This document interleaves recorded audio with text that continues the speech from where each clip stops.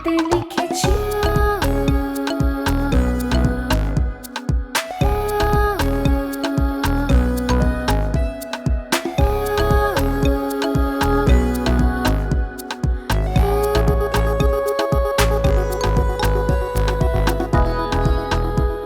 কত সহজ সময় দেখেছি, কত সময় আটকে থেকেছি, কতগুলো স্বপ্নগুলো গল্প ভেঙেছি।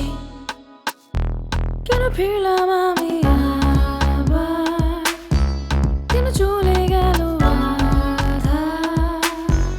পাবো কি আমি আর, যাবো কি আমি আবার স্বপ্ন দেখার গল্প খাতায়?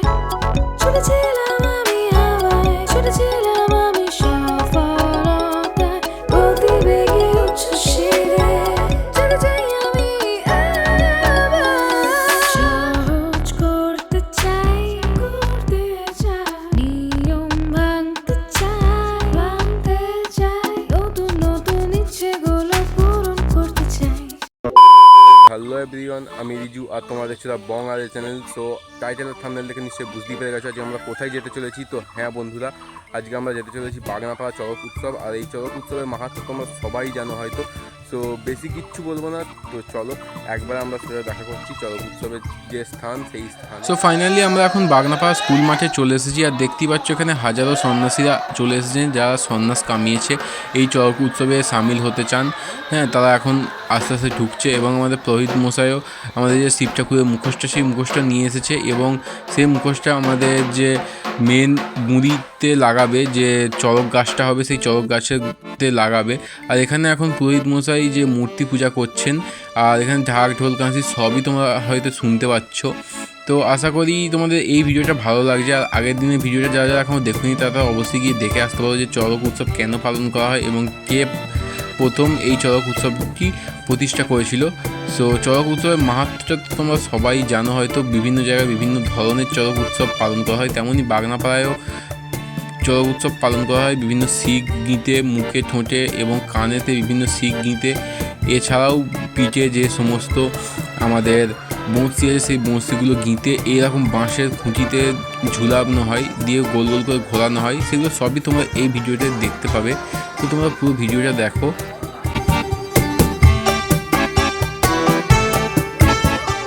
আর এখানে হচ্ছে খুঁটি পূজা, যে পূজাটার কথা আমি বলেছিলাম।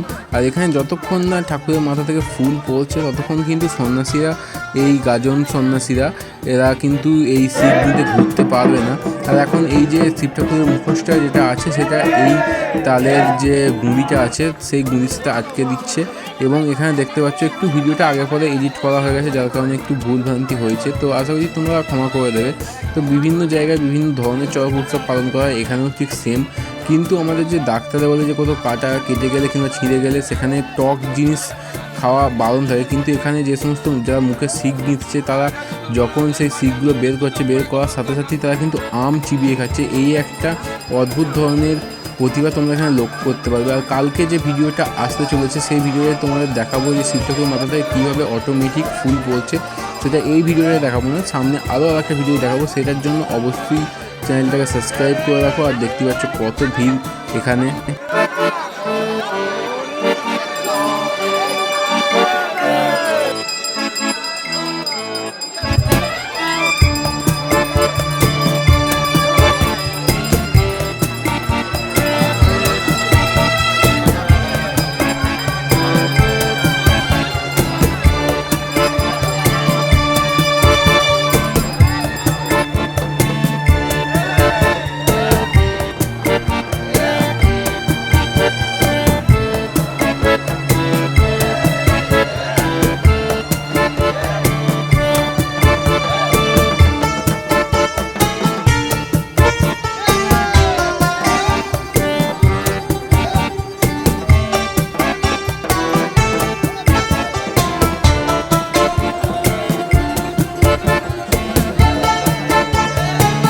আর এখন তোলা হচ্ছে আমাদের এই চড়ক গাছ, আই থিঙ্ক এটাকে চড়ক গাছই বলে। আর এই যে দড়িটা দেখতে পাচ্ছ ঝুলছে, এইখানেই সন্ন্যাসীদের ঝোলানো হবে এবং পাশের যে দড়িটা আছে সেটা দিয়ে পানি পানিকে ঘোরানো হবে, অনেকটা হেলিকপ্টারের যে পাখা হয় সেরকম অনুযায়ী ঘোরানো হবে। তোমরা এই ভিডিওটা সম্পূর্ণ দেখতে পারবে। আর এই যে চড়ক গাছটা এখন ভালোভাবে এখানে সেট করবে যাতে কোনো দুর্ঘটনা না ঘটে যায়, সেই কারণে। আর দেখতে পাচ্ছ স্কুলের ওপরে পর্যন্ত কতটা ভিড় চলে এসেছে, আর এটা অনেকক্ষণ পর্যন্ত হয়। আমরা যতক্ষণ পারবো ততক্ষণ তোমাদের দেখানোর চেষ্টা করব। আর এই দেখতে পাচ্ছ এখানে গাজন সন্ন্যাসীরা এখন এই যে চড়ক গাছটা ভালোভাবে সেট করার চেষ্টা করছেন।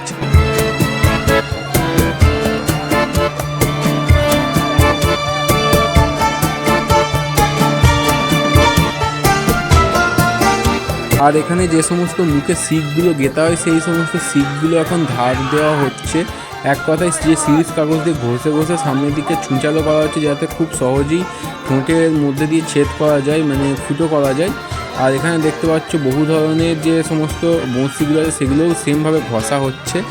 আর এখানে হচ্ছে যে সমস্ত তারগুলো সেগুলো মাথায় করে নিয়ে এখন যাবে গাজন গাছের কাছে এবং গোল করে ঘুরবে, তার আগে মুখে গিঁথে নেবে। তো চলো তোমাদের ডাইরেক্ট দেখাই যে কীভাবে গিঁথছে এবং কীভাবে ঘুরছে সেখানে।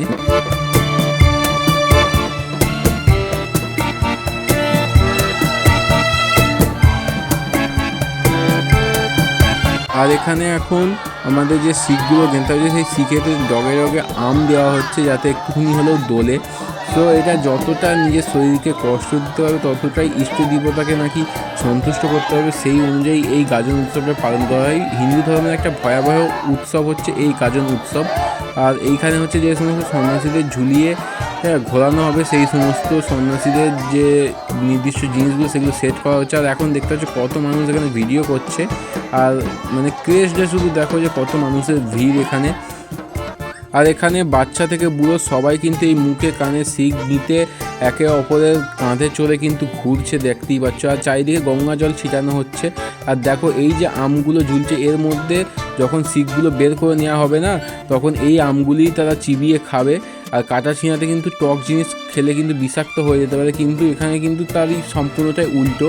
যত তারা আম কিংবা টক জিনিসটা খাবে তত তাদের তাড়াতাড়ি সেরে ওঠার চান্সটা বেশি থাকে, সেই কারণেই কিন্তু এখানে আমটাকে বেশি প্রেফার করে। আর এই হচ্ছে ঘোরানোটা। তো তোমরা ঘোরানোটা জাস্ট এনজয় করো। আর কালকের ভিডিওটা যেন মিস করো না, তার জন্য কী করতে হবে তোমরা আশা করছি সবাই জানো। চ্যানেলটাকে সাবস্ক্রাইব করতে হবে, ভিডিওটাকে লাইক করতে হবে, সুন্দর থেকে একটা কমেন্ট করে দিও। তো চলো বন্ধুরা তোমরা দেখো এখন। স্বপ্নতে লিখেছি